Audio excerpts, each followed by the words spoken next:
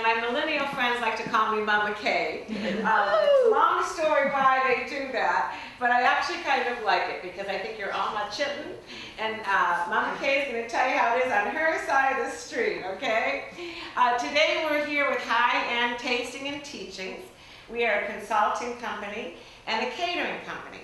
And we are committed to education. We're committed to empowering people. We believe that knowledge is power. And I truly believe when everyone is totally educated on the power of cannabis, it'll be legal in all 50 states. So that is really our intention. We believe in empowering people. When they are totally educated, they're able to make the right choices for themselves. We believe that medical marijuana has so many uses that people haven't even tapped into yet, and we want to see that happening. We believe in having fun and fabulous food, and our caterers can cook up just about anything cannabis infused that you could think of, and it'll be delicious. And we also do educational classes in cooking. This event that we're holding right now, there's actually places like 2 apartments here that you can rent if you want to participate in one of our cooking classes or something like that. We also believe, as I said, in fun, and I mean responsible fun. So we're going to be talking about that too. This episode, we're really going to be focusing on education because that's really what we are committed to, shifting the listening of the conversation out there regarding cannabis. Now you may notice that I say cannabis instead of marijuana. And you know, in the 70s, everyone was calling it marijuana. But if you look back, and our guest speaker will talk more about this, it was originally called cannabis. And I think it kind of brings it up a little, right? Raises it higher. I'd love to find out what is the listening, and you don't have to tell me if it's yours, but the culture, you know, the culture that we live in. If you looked at your neighbors and your friends and family, what do you think their listening of cannabis is? Hippie. Hippie, right. Do you think of Cheech and Chong driving in the car, right? Or remember that 70s show with the kids all in the basement, you know, having their circle time? You know, I don't know if you've been paying attention though, but recently you see people on TV. I saw recently on Doubt, 2 major lawyers, you know, smoking after their session. I mean, so I think things are shifting, but I don't think that people are seeing it as the gift that it is. Would you agree?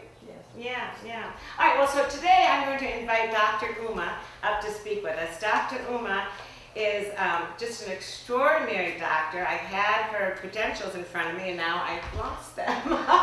So I'm going to let her tell you a little bit more about her history, but she is just taking charge of the medical marijuana arena, really educating people and helping many, many patients. So I welcome her tonight to speak with us. This is exciting and a pleasure, and I would have never imagined being able to do something like this on a Sunday afternoon, right?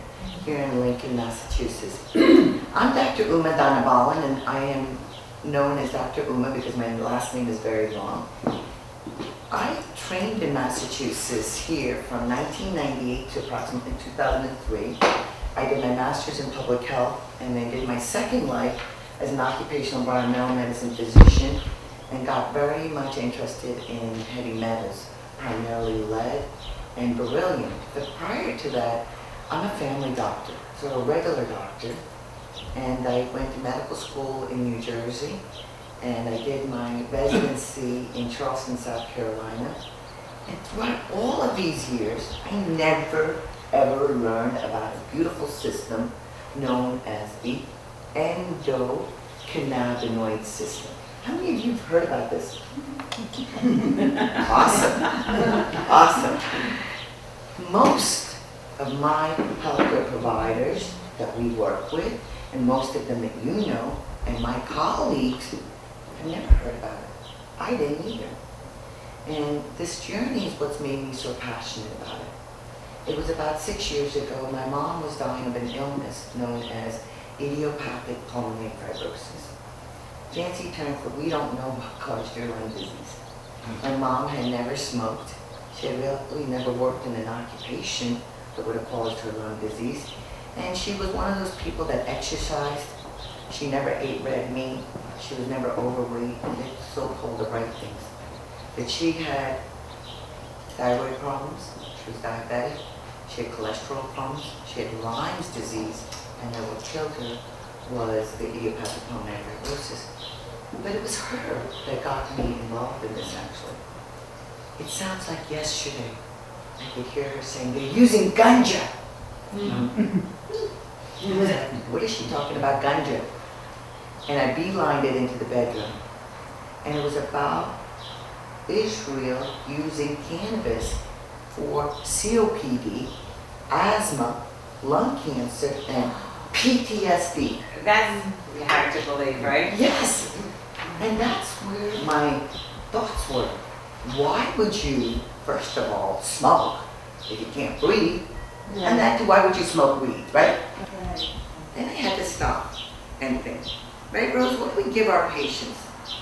What do we give our patients? We give them an inhaler, right?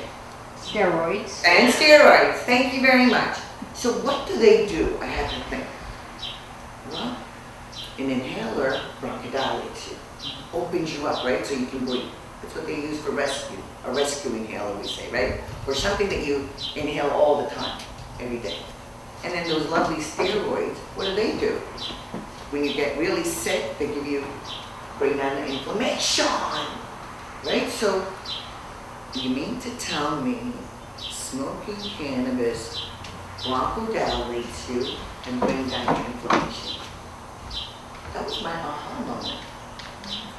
And I was working at the world's largest cleanup site for plutonium. So there I was working as a family doctor, occupational medicine, and on top of it, I caught people for testing positive for that chemical known as THC, right? I was on a federal site.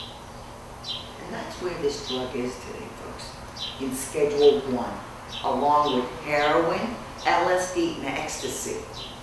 And that's where it's been since 1970. So let's talk a little bit about history. So I want you guys to walk away with 5 facts, okay?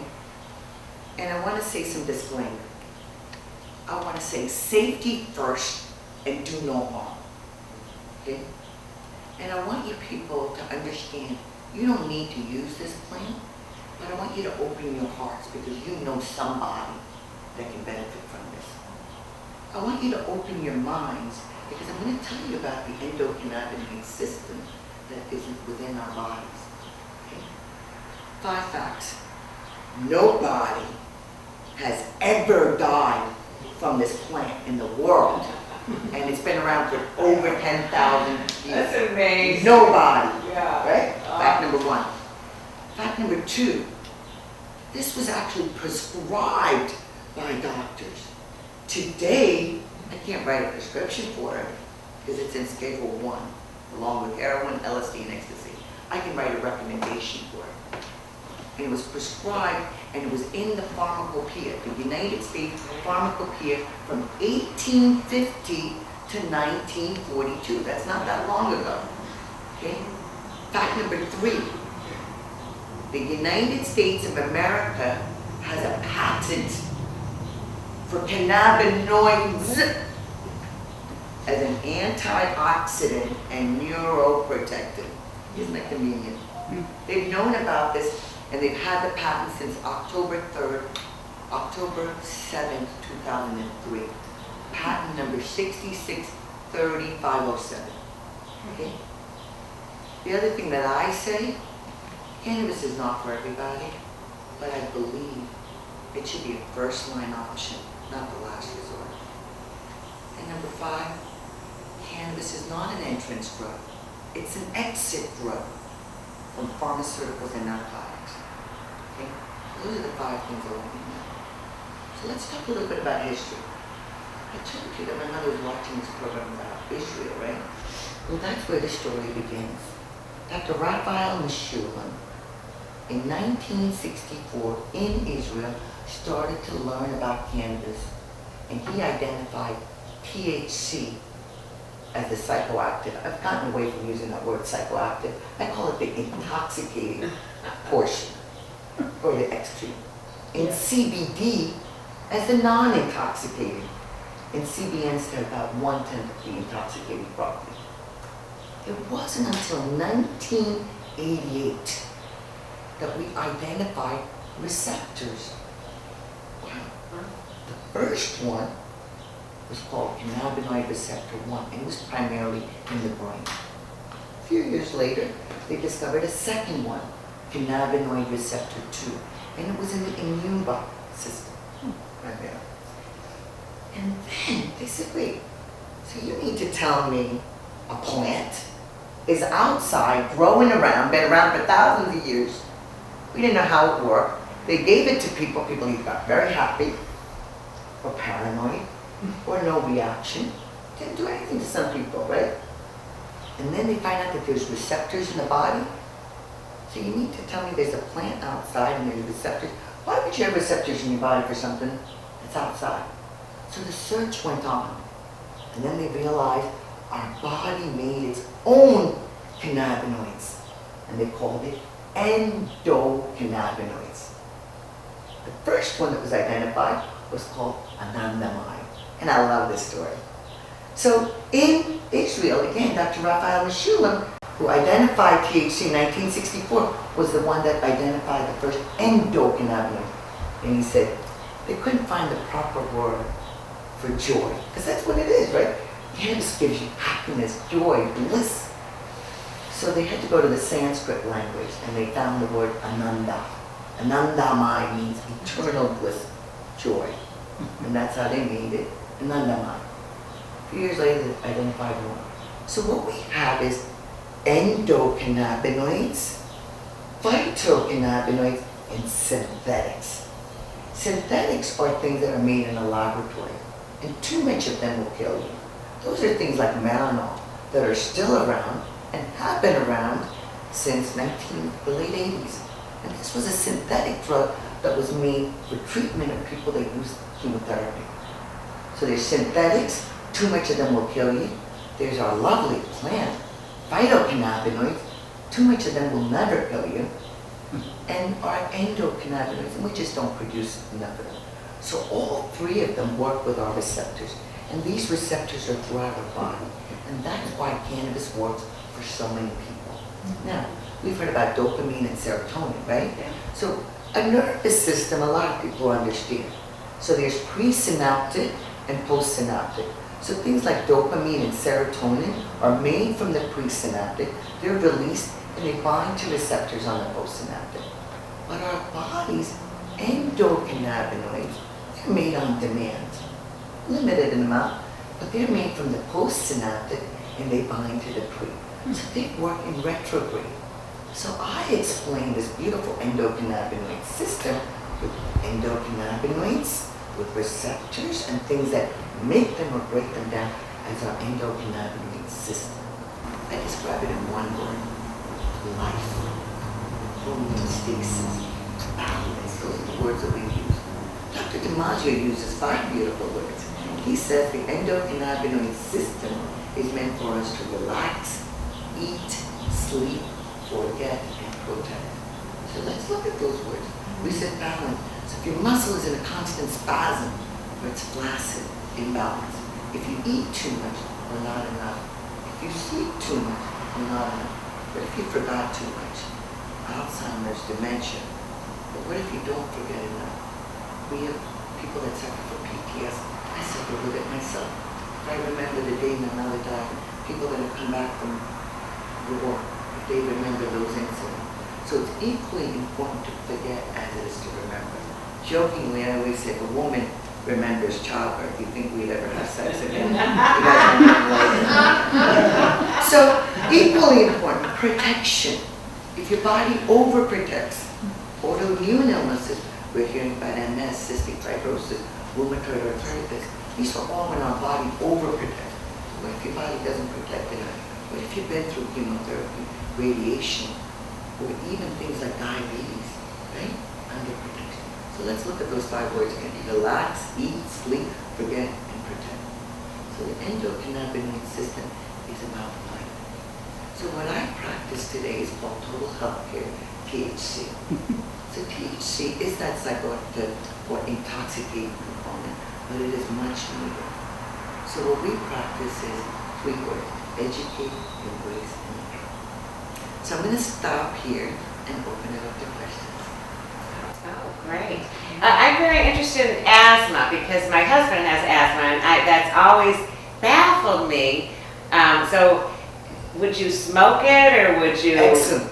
That's an excellent segue in how do we use it. Yeah. Right? So how do we consume this beautiful plant? You can inhale it. And people don't realize over 90% of most medications in an acute setting are inhaled. So think about this. If you get oxygen, put a mask on you. If you get anesthesia, they put a mask on you. Any of these treatments, a nebulizer, they put a mask on you. So asthma is actually two components. There could be a restrictive component and also an obstructive component. So you get exposed to something and it could cause a reaction and you can't breathe. Fluid accumulates. So what you're looking for at that point is to bring down the inflammation and open you up. And that's how cannabis works, right? So as uncanny as it may seem, and just like, oh my God, why would you do that? Think about it. When you're hitting that inhaler, that's what it's doing. So a lot of my patients love to smoke it. And smoking is an irritant, but it actually works very quick and it's a rapid onset. Some people like to vaporize it. It's less irritating. But again, you're inhaling. Quick, short acting, but it acts very rapidly and it lasts for a short period of time. So with asthma, you want to inhaling either vapor or is the best way as opposed to taking a pill or oils or something They like can that. take That's much going to take longer. Right, and Yeah. some people take capsules to prevent, because what's really happening, what we're understanding is that this system that I've talked about, this endocannabinoid system, doesn't work properly. We're finding out that there could be a dysfunction. And a doctor by the name of Dr. Ethan Russo has studied this. And he has said if there's a dysfunction or deficiency, migraines, IBS, fibromyalgia, and we're finding out even more illnesses can be related to a deficiency. And if there's an overactivity, also we're finding out obesity or even addictions can be related to this. And that's another thing that I just want to touch upon. We are facing an opioid epidemic right now. And I've been calling cannabis the addiction, the exit drug, because we are using this for our patients to help them lower and even eliminate their opioids. And we know this. We know in the states where you have medical marijuana and you have dispensaries, not just having the laws, you need the dispensaries open, then we've seen 25% decrease in opioid consumption. Wow. People are living longer. And there was just a recent study that came out that 93% of people, if they had the option, cannabis, they would prefer this over their other medications. Wow. But safety first Yeah. and do no more. That's great. Thank you very much. So this is, again, a journey, folks. But I want you folks to understand that cannabis is in Schedule 1 in the United States of America because of 3 reasons, they said. That there's no medical use in the United States, lie. Number 2, that there's no medical research in the United States, lie. And the potential for abuse. Well, anything can be abused, folks. And that's another discussion known as addiction, okay? But anything can be abused. But that's why we need to educate, right? We have alcohol that's legal, folks, and we've got cannabis that's illegal. You go to every home, you go to events, children see their parents consuming alcohol, right? Or if you have a child that has a peanut allergy, there's homes with peanuts in it, right? It's about educating. So let's change the stigma. So let's talk about that. Stigma. It's a set of negative or unfair beliefs that a group of people or society has against something. And that something is cannabis. Okay? So ask your doctors, ask your friend, what do you know about cannabis? Okay? So share these facts. So this is what I say, reach one, teach 10. You know, when you talk to anybody who has done cannabis, and has done alcohol, and you ask them, tell me the times that you have been on cannabis and you've done something stupid or regret, right? You can all look for yourself. And tell me some time with alcohol. I have yet to find anybody who has ever done anything they regret when they were on cannabis. I personally can't think of a thing. Yet I can think of a dozen things I've done when I was drunk. You know, so it's so crazy that people think that is. It's really interesting you bring that up because my population is changing. It's the seniors that are becoming the largest population that are growing. And many of my patients, not just decreasing their prescriptions and their pharmaceuticals and losing weight, they're giving up their alcohol. Yeah. I have a lot of my people that say, you know, Dr. It's not an interest of mine. And if I have the option to medicate and use cannabis, that's what they prefer. But again, it's that stigma. We had one patient that came in for, I work in a dispensary, Armont in Quincy, and he wanted lozenges that he could put in with his soda water, so when he goes out with his drinking buddies, wow. he has his own drink and can get like a little buzz on, but he's not doing alcohol. And we had Cannabis physics. not only an exit, a lot of people getting off of opioids and pain meds and like decades, they're losing Yes. teeth and hair, Oh. and they have to, and other people that are willingly. But the other one is alcohol. People are, you know, maybe deciding that they feel so much better the next day. Absolutely. And you know, this is the thing that I feel very passionate about is that the man that was involved with all of this was a man by the name of Harry Anslinger. And I kind of like to talk about this story because cannabis was food, fuel, fiber, paper, and medicine in this country. And up until 1937, it was a part of our society, and they created a marijuana stamp tax. In the 1600s, people were mandated to grow cannabis. If you didn't, you went to jail, and today people go to jail for growing cannabis, right? So it was food, fuel, fiber, paper, and medicine. And we replaced it with synthetics. And they have names. The Hearst family, the DuPonts, Rockefeller, Carnegie, Mellon, and the badass mouthpiece was Harry Anslinger. He was the person that changed this, created the gateway concept. He was known as the architect of prohibition. He was the guy that said reefer makes darkies think they're as good as white men. Murder, insanity, death. And they had the Hearst family who had their agenda, right? They wanted to create the paper mill. They didn't want hemp to be paper. And you know what they also did? There was a machine called the decorticator that was created. And the Hearst family squashed the patent because back then, production of hemp was a very labor-intensive process. And this machine was needed and could be able to process it. They squashed it because they wanted to produce paper. And people don't realize if hemp was around today, I truly believe we wouldn't have half the illnesses, all of these plastics. I believe cannabis is the plant for the planet. Truly. I believe we can change things around. I believe we can make it a better place for our children and our future generation if we can get the information. And I beg of you folks, take this information, share it. And the information is out there. There's this thing called the World Wide Web, folks. www, World Wide Web. And there's information on PubMed, P-U-B-M-E-D. They can look this up. There's over 25,000 research articles. So don't believe the hype that there is no research, okay? And I'm not political. And that's why I believe I shouldn't be doing certain things. I shouldn't be fixing people's plumbing. That's why the politicians shouldn't be telling me how to practice medicine. And this is insanity that our patients can't access this medicine. Why should your zip code dictate your access to this medicine, right? You can carry your pills all the way across the country, but you can't take your cannabis across state lines. not a conversation.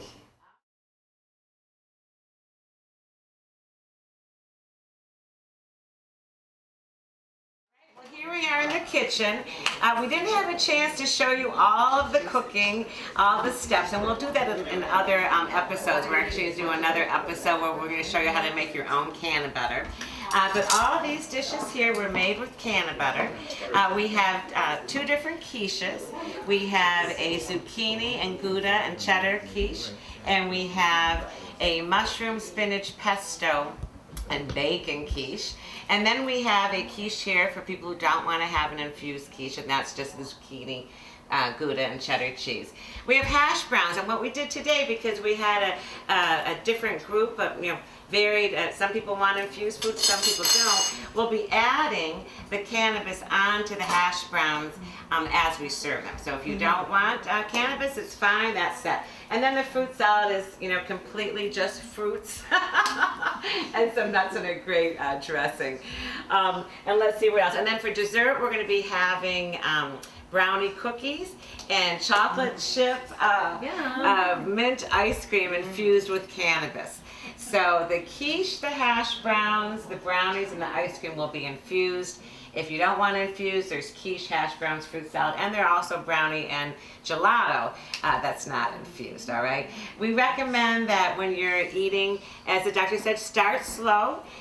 Most people, when you eat food that's infused with cannabis, it's going to take you anywhere from, half an hour to a good hour to really feel it. So that's why you can start with the quiche, and then if you want to add some more at the end with dessert, you'll be able to do that.